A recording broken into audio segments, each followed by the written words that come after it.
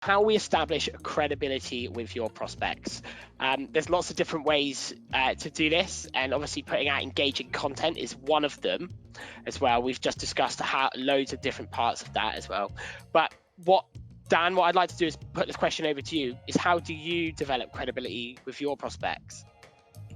Yeah, so first thing to do is what we've already covered, which is have a good profile. Remember, people are going to be looking at your profile, so your first opportunity to create credibility is to have a very good standout profile. Once you've got that, then you back it up with a content strategy where you're sharing content of value, so people will see you sharing content of value. What that leads to is then number 3, which is your personal brand. So this is where your audience and people in your industry respect you within your industry. They see the content you put out. You know, there'll be people that will recommend you or comment your name into posts having never bought from you, simply because of what you share on a consistent basis on LinkedIn. So when you start to build a personal brand, then you really start to establish credibility, and that's when you get prospects and customers coming to you with opportunities. And when you go to them, they already know you.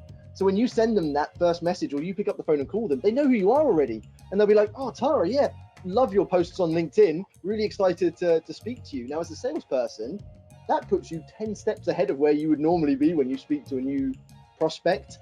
So the credibility is those sort of layered approaches, having a good profile that shows you as a credible person, having content that again showcases you as a credible person. Remember, if you're just resharing, copying and pasting posts, that's not showing you as a credible person. But if you're sharing stories and insights like Will's post that we all saw, that's showing Will as a credible person. He's sharing really good, insightful stuff. So you've got good content, doing it consistently and building a brand where your audience then respects you and is sharing your content, engaging in your content. Then you're really starting to generate credibility. But you can see, get any one of those wrong and you're less likely to get good results from it. Cool. Yeah, so as well on that, for me, building credibility is, I mentioned earlier, you can put out all of these posts, but sometimes you just can't think of your own content to write. But writing in a good, engaging comment on someone else's great post is just as good at building your credibility. If you're known as like a thought leader, or you say, oh, but have you thought about this? And it completely goes against that post, and you have a good, healthy debate and a good conversation, people sort of respect your opinion, and you're thought as someone who actually knows what they're talking about as well. So you don't just have to put out good new content, fresh content to be considered credible as well. Definitely. Yeah, I think there's nothing worse than a silent LinkedIn user, and I think it just makes people know who you are. It helps them to engage with you, and I think it makes other people feel good when someone likes one of my posts. So I think, oh yeah, I like Daniel. He always likes my content. I'm gonna like his. Whereas if I never liked your post, you probably wouldn't know who I am. So I think it helps you then to establish yourself on LinkedIn and create that brand.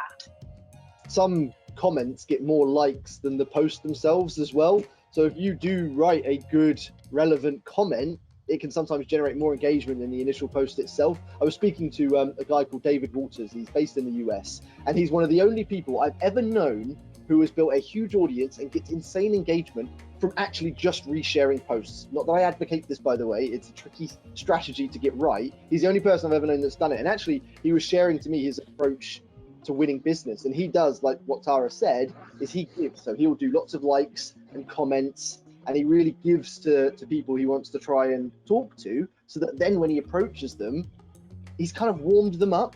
They feel really good that he's been liking their post, resharing their posts, commenting on their posts, helping them get engagement and, you know, a positive response. So they're 10 times more likely to then respond to him and actually want to give back to him. So when he asks for a meeting or a phone call, they're more likely to agree to it because he's given so much up front. So yeah, it's kind of a hidden benefit that I think not many salespeople think about, that kind of give to get.